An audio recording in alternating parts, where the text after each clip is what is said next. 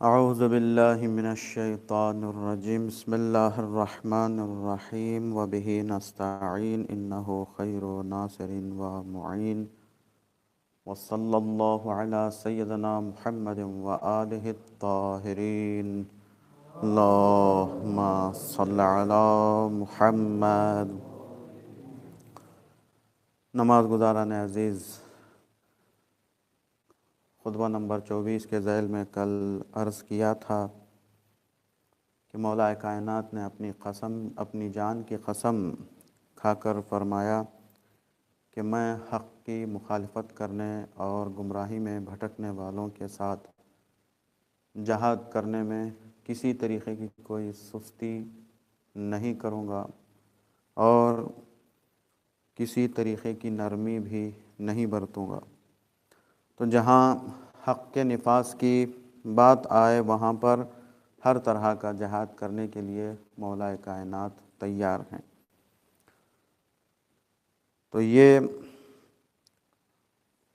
اگر ہم معصوم کی حدیث پڑھتے ہیں، مطالعہ کرتے ہیں، یا تاریخ میں ہم کسی داستان اور حکایت کو جو معصوم سے مربوط ہو اسے پڑھتے ہیں، تو اس کا مطلب صرف یہ نہیں ہے کہ ہم ایک حدیث پڑھ کر آگے بڑھ جائیں یا کسی بھی داستان اور قصے کو تاریخ کے اوراق کا ایک حصہ سمجھیں، نہیں، بلکہ اگر کسی حدیث کو ہم پڑھ رہے ہیں، دیکھ رہے ہیں، تو اس حدیث کو اپنا مخاطب سمجھ کر ہمیں یہ دیکھنا ہوگا کہ آیا ہم اس حدیث کے مطابق زندگی بسر کر رہے ہیں یا نہیں۔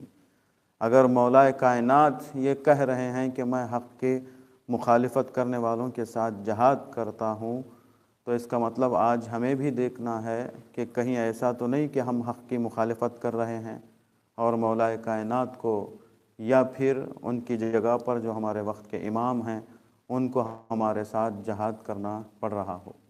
تو اس پر ہمیں دقت کرنا ہے، لہٰذا معصوم کا کوئی بھی کلام قرآن کی طرح کسی ایک زمانے سے یا ایک گروہ سے مخصوص نہیں ہے۔ امام معصوم کا کلام ہر زمانے کے لیے ہے اور ہر زمانے کے لوگوں کے لیے ہے، لہٰذا ہمیں مقایسہ کرنا ہے، دیکھنا ہے کہ یہ جو مولا بیان فرما رہے ہیں اس کے مطابق ہماری زندگی بھی بسر ہو رہی ہے یا نہیں۔ تو مولا کا یہ کلام آج بھی ہم سے، آپ سے مخاطب ہے، ہم سے بھی یہ کہہ رہا ہے کہ آپ بھی حق کی مخالفت نہ کریں، آپ بھی گمراہی میں نہ بھٹکتے رہیں، یہ بار بار آواز دے۔ بہرحال کل ہو سکتا ہے کہ ہمارے وقت کے امام بھی ہمارا دامن پکڑیں اور ہم سے یہ سوال کریں کہ تم نے حق کو کیوں قائم نہیں کیا اور تم نے کیوں حق پر عمل نہیں کیا۔ تو یہ خطبہ ہرگز بھی ہم یہ نہ سمجھیں کہ یہ 1400 سال پہلے مولا کائنات نے کہا ہے، یہ صرف نہج البلاغہ جیسی کتاب میں محفوظ ہو کر رہ جائے گا۔ یہ تصور ہٹا کر ہمیں بات کو آگے بڑھانا ہوگا۔ تو اس خطبے سے مولا کائنات بتا رہے ہیں کہ علی حق کو پامال ہوتے ہوئے کسی بھی صورت میں دیکھ کر خاموش نہیں بیٹھ سکتا۔ تو یہاں دو چیزیں مولا کائنات نے اشارہ کی ہیں، ایک من خالف الحق اور وخابت الغی۔ تو ان دونوں میں فرق کیا ہے؟ میں حق کی مخالفت برداشت نہیں کروں گا اور جہالت اور گمراہی کو برداشت نہیں کروں گا۔ تو شارحین نہج البلاغہ نے ان دو جملوں میں فرق بیان کیا ہے کہ حق کی مخالفت یعنی کھلے عام جان بوجھ کر حق کی مخالفت کرنا، یہ بھی مولا کو برداشت نہیں ہے۔ جہالت اور گمراہی یعنی انجانے میں حق کی مخالفت کرنا، یہ بھی مولا کائنات کو گوارا نہیں ہے، برداشت نہیں ہے۔ ان دونوں میں یہ فرق پایا جاتا ہے۔ تو حق کے نافذ کرنے میں اپنی ثبات قدمی کا اظہار مولا کائنات نے بیان کیا ہے، اور اس کے بعد مولا کائنات 5 چیزوں کی سفارش کرتے ہیں اسی خطبے میں، یعنی جب انہوں نے اپنے ثبات قدمی کو حق کی مخالفت نہ کرنے کے حوالے سے پیش کیا تو پھر 5 چیزوں کی نصیحت میرے مولا بیان کرتے ہیں۔ تو یعنی کیا؟ دل میں خدا کا خوف پیدا کرنے کی دعوت ہمیں دے رہے ہیں، اللہ سے ڈرتے رہنے کی سفارش۔ فاتقوا اللہ، اے لوگو میں تمہیں وصیت کرتا ہوں، میں تم سے سفارش کرتا ہوں کہ اللہ کا خوف اپنے دل میں بسایا کرو۔ یہ پہلی سفارش ہے۔ کیوں خوف خدا؟ اس لیے کہ اگر انسان کے دل میں خوف خدا نہیں ہوتا تبھی انسان گناہوں کی جرأت کرتا ہے، گناہوں کا مرتکب ہوتا ہے۔ مثلا ہم نماز میں سستی کیوں کرتے ہیں؟ انسان نماز میں کیوں سستی کرتا ہے؟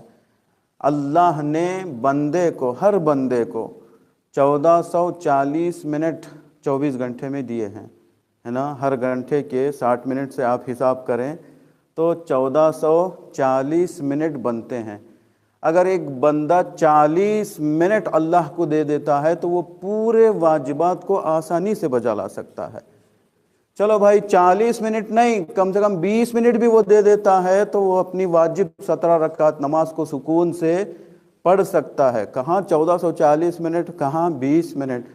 لیکن یہ انسان کی بدبختی ہے نا؟ اتنا سب کچھ ہوتے ہوئے بھی انسان خدا کی مخالفت کرتا ہے اور نماز کے حوالے سے سستی برتتا ہے۔ کیوں؟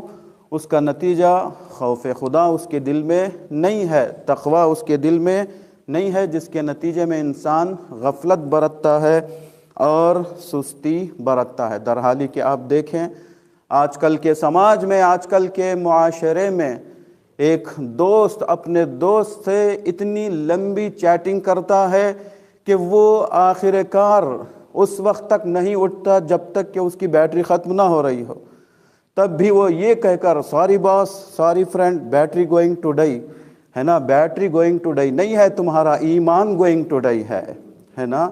تمہارا ایمان مرنے والا ہے، تمہارا عقیدہ مرنے جا رہا ہے، جس کے نتیجے میں تم اپنا وقت برباد کر رہے ہو۔ تو اس کا نتیجہ کس چیز کا یہ نتیجہ ہے؟ یہ تقوی نہ ہونے کا نتیجہ ہے، سستی اور غفلت کا نتیجہ ہے، جس کے بارے میں مولا کائنات بیان کر رہے ہیں کہ میں اس کے حوالے سے کوئی نرمی نہیں کروں گا، اس میں سستی نہیں کروں گا۔ میں ایک چھوٹی سی مثال، بات آ گئی ہے تو یہ گرچہ ہمارے موضوع سے مرتبط نہیں تھی لیکن اس وقت بات نکل گئی ہے نماز کی اہمیت کے حوالے سے، تو میں بیان کر دوں آپ کی خدمت میں کہ پیغمبر اسلام کے صحابی، خاص صحابی عبداللہ ابن مسعود، آپ ان کا نام علوم قرآن میں بار بار دیکھتے ہیں۔ یہ قرآن کے بارے میں اتنا الرٹ تھے کہ کبھی کبھی خود پیغمبر، کوئی دوسرا باہر سے آتا قرآن سیکھنے کے لیے، یا کوئی یہ کہتا کہ یا رسول اللہ میں نے یہ سورہ سنا ہے، سیکھا ہے، یہ صحیح ہے یا نہیں، دیکھ لیجئے، تو پیغمبر اسلام عبداللہ ابن مسعود کی طرف بھیجتے تھے کہ تم اس کے پاس چلے جاؤ، اسے تم اپنا سنا دو قرآن وغیرہ، ہے نا؟ تو ایک عظیم صحابی تھے، مشہور صحابی تھے عبداللہ ابن مسعود۔ ہمارے اہل سنت برادران میں تو ہم سے بھی زیادہ ان کا مقام ہے، یعنی جتنا ہم ان کو عظمت دیتے ہیں اس سے زیادہ ان کی عظمت ان کی نگاہوں میں ہے۔ جلیل القدر صحابی عبداللہ ابن مسعود، تو ایک مرتبہ یہ پیغمبر اسلام کے پیچھے صبح کی نماز میں شرکت کرنے کے لیے مسجد آتے ہیں، تو اتفاق یہ ہوتا ہے کہ پیغمبر اپنی نماز کو شروع کر چکے ہوتے ہیں، تکبیرۃ الاحرام پیغمبر اسلام کی ختم ہو گئی ہے، تو اب یہ آئے اور انہوں نے نماز پڑھ لیا۔ نماز پڑھنے کے بعد جب سب لوگ چلے گئے تو یہ کہتے ہیں عبداللہ ابن مسعود کہ یا رسول اللہ، آج مجھ سے ایک بہت بڑا مسٹیک ہو گیا ہے، ایک بہت بڑی غلطی ہو گئی ہے۔ کیا ہو گیا؟ کہا آج مجھ میں آنے میں، نماز میں شریک ہونے میں اتنی دیر ہو گئی، میں اس وقت پہنچا جب آپ تکبیرۃ الاحرام کہہ چکے تھے۔ یعنی کیا؟ ابھی پیغمبر اسلام یہ کہے ہیں اللہ اکبر، اس وقت عبداللہ ابن مسعود پہنچے ہیں، تو کہا آپ کی تکبیر ختم ہونے کے بعد میں نماز میں شریک ہوا ہوں تو مجھے معلوم ہے کہ یہ مجھ سے غلطی ہوئی ہے، مسٹیک ہوا ہے، یا رسول اللہ مجھے یہ بتائیے کیا میں ایک حالت ان کے اچھے تھے مالی حالت، تو کہتے ہیں کہ اس گناہ کے بدلے میں ایک غلام کو خرید کر راہ خدا میں آزاد کرنا چاہتا ہوں، تو کیا وہ جو تھوڑی دیر کا ثواب مجھ سے چلا گیا ہے وہ غلام کو آزاد کرنے کے حوالے سے برابری ہو جائے گی، اس کی بھرپائی ہو جائے گی؟ تب اللہ کے رسول نے فرمایا اے عبداللہ ابن مسعود، تم ایک غلام کی بات کر رہے ہو، پوری دنیا غلام بن جائے، اللہ تمہیں اتنی دولت دے کہ پوری دنیا کے غلاموں کو خریدو اور آزاد کرو، تب بھی وہ ثواب حاصل نہیں ہوگا جو تم نے تکبیرۃ الاحرام کا کھو دیا ہے نا، جماعت میں جو اتنا ثواب بھی تم نے کھو دیا ہے۔ اللہ اکبر! ہم لوگ کیا ہے انتظار کرتے ہیں دوسری نماز کا کہ 1/2 ایک میں 2 نماز ہم پڑھ لیا کریں، یہ ہماری غلطی ہے۔ بہرحال تو مولا متقیان کیا بیان کر رہے ہیں؟ حق کی مخالفت کی مجھے برداشت نہیں ہے، چاہے وہ جان بوجھ کر ہو چاہے وہ انجانے میں ہو۔ تو حق کی مخالفت سے بچنے کے لیے کیا کرنا ہوگا انسان کو؟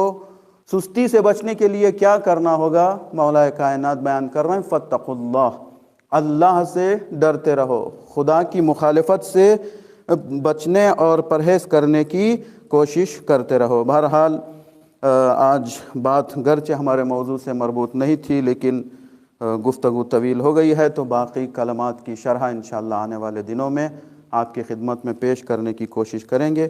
خداوند عالم کی بارگاہ میں دعا ہے کہ خداوند عالم ہم سب کو تقوی اختیار کرنے کی توفیق عطا فرمائے، غفلت اور سستی سے محفوظ رہنے کی توفیق عطا فرمائے، آمین یا رب العالمین۔ وآخر دعوانا ان الحمد للہ رب العالمین، وصلی اللہ علی سیدنا محمد وآلہ الطاہرین، اللہم صل علی محمد وآل محمد وعجل فرجہ۔